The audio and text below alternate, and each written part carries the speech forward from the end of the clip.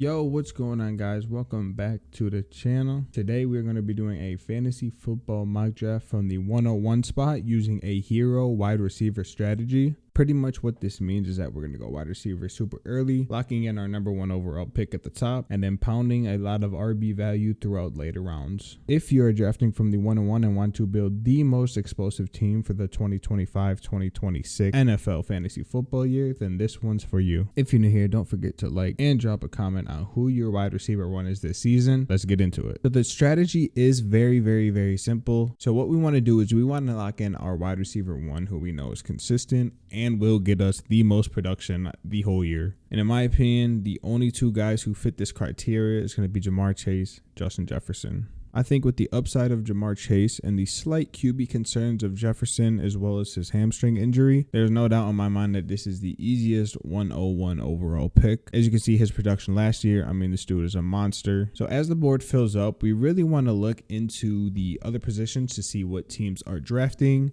As you can see, a lot of receivers are going off the board. You see Bowers go at the 203, Achane at the 206, which is a steal in my opinion. I think he should go a lot earlier than that. And as we're up on our 2-3 turn, you really want to be looking at who falls. For example, if you get a quarterback like a Josh Allen or a Marr to fall to you at that 2-3 turn, you just have such a high upside in getting one of those two guys at your quarterback position.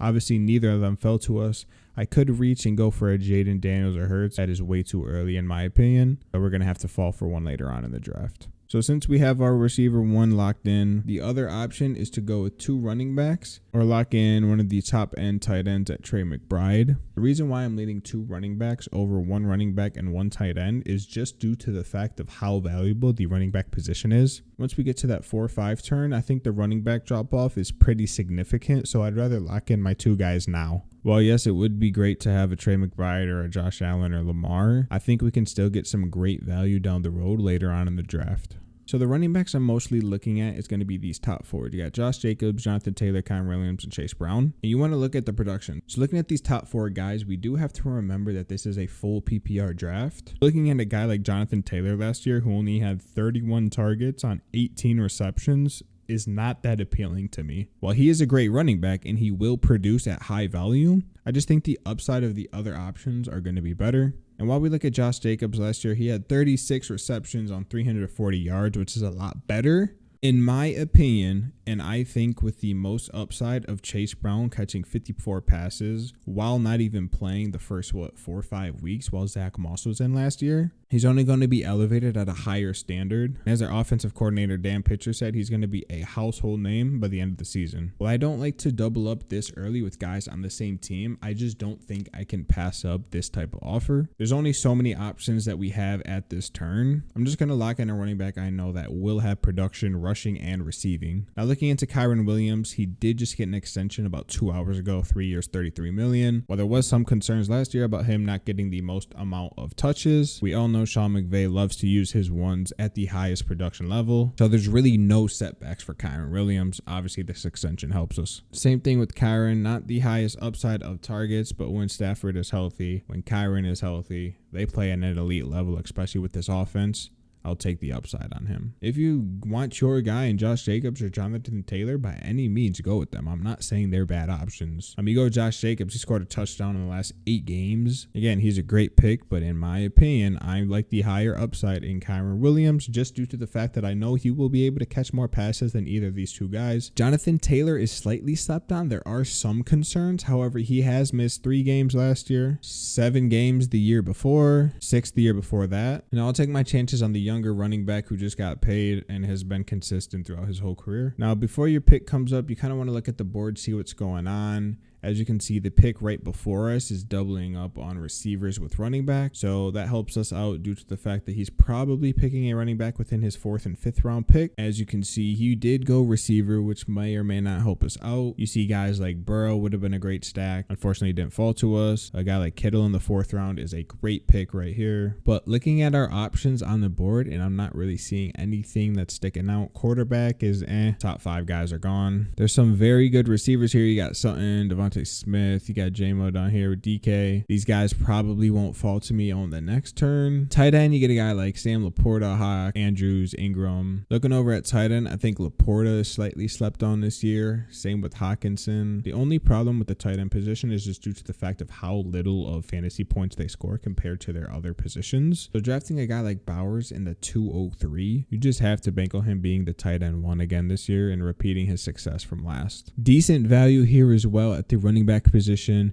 We have Chuba, James Conner, Demo. I think guys like David Montgomery are slept on just due to the fact of how many touchdowns he's going to score this year. While Vegas has it slightly lower, I think he might be able to go over that by a lot. Talking about James Conner, while he is 30 years old now, there is some backfield issues, just both of them stating that Trey Benson is going to get a lot of playing time this season. Had a phenomenal year last year, but I'm just not excited about this news that was 2 days ago. I think with the success that Chuba had last year and the Panthers offense taking a step forward this year, he caught 43 passes last year while rushing for about 1,200 yards. As my 4th round selection, I'm here to bank on the upside of him. Now we can start looking at the receivers since we do have our 3 running backs kind of locked in.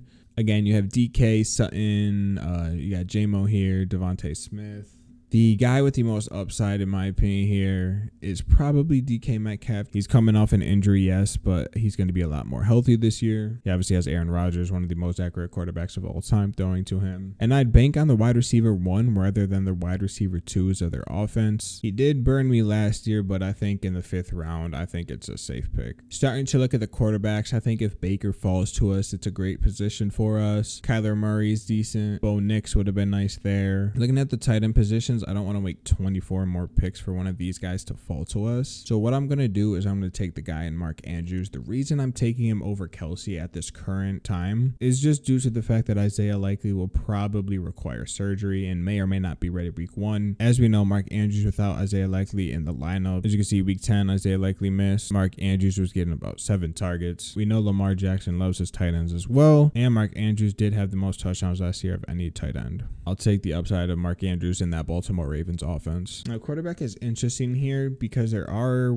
8 quarterbacks already off the market and like 24 more picks. I'm assuming these top 4 guys will be off the board anyway. There's not really any running backs or receivers that are catching my eye. I mean, I like Jacoby Myers. I like Khalil Shakir. Caleb Johnson is very interesting, but I think I can get those guys in that 8-9 turn. These guys are looking to fill their team out, so a lot of them are going to be getting quarterbacks, tight ends, so I like to get them out the way and draft a lot of the running backs and a lot of the handcuffs later on in the rounds. In my opinion, this is a very easy pick comparing between Jared Goff and Kyler Murray. Goff has been great, but obviously for fantasy, he has 0 rushing upside. You got to bank on the Arizona offense taking a step forward, and just the rushing upside of Kyler and the way he can scramble is just going to get you more points overall. So I'm going to end up taking Kyler here. So some of the guys I did mention, Myers, Caleb Johnson, Goff just went. See, these guys are going. They're filling out their teams. As you can see, 2 QBs win. So at this point on this 8-9 turn, I really just want to look for the best player available, maybe even a handcuff. So I'm going very high on, rather than his ADP is going to be Zach Charbonnet. Pretty locked into that selection. Yes, they have Kenneth Walker, but he's missing practice. He's had oblique injuries. He's been injured pretty much every year, missing a whole bunch of games throughout his 3-year career. And Charbonnet was the more efficient back when he was playing last year. A lot of the guys, Ingram, Njoku here is a great pick.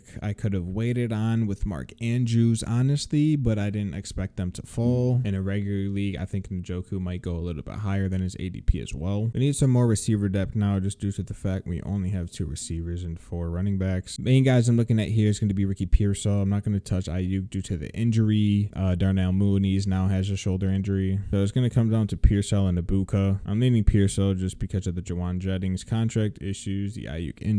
Showed some life last year as well, the last couple of games, so I'm going to bank on this 1st round pick. The last 2 selections, I do want to get that receiver depth a little bit deeper. Coleman's a pretty scary pick in my opinion, but in the 10th round, I don't think it can be too bad. Rashid Shaheed has been showing it a lot of life and was decent in a lot of the games last year before he got hurt. He's a great deep ball threat, and Olave can't really stay healthy, so that's an interesting pick as well. Just going to pick him up. If you want to bank on Kyle Pitts, go right ahead. I would gladly pass. Jaden Blue is getting a lot of reps in with the #1 offense. It's interesting. Same with Dobbins. Dobbins is supposed to be the RB1, while RJ Harvey's ADP is a little bit higher, so that is kind of concerning. It might be a steal for JK here. This is honestly whoever you prefer. I think I'm just going to go with Marvin Mims because I like that Denver offense. So, looking at the team, we got Kyler at quarterback. Our running back 1 is Chase Brown. Running back 2 is Kyron Williams. Wide receiver 1, Jamar Chase. Wide receiver 2, DK Metcalf. Our tight ends, Mark Andrews. And in our flex, we have Chuba Hubbard. Our bench, we have Zach Charbonnet, Ricky Pearsall, Rashid Shaheed, Marvin Mims. Decided to leave kicker and defense out just because you can really stream those every week. It's not too fun to pick. But yeah, let me know how you did. Let me know if you guys want another video. I can show you another strategy. But if you like this draft, make sure to hit that like button, subscribe. Drop your thoughts down below. Let me know what I did right. Let me know if you would have changed something, if I did something wrong. Let me know what draft pick you guys want me to mock draft and post a video on next. And thanks for watching. I'm out. Peace.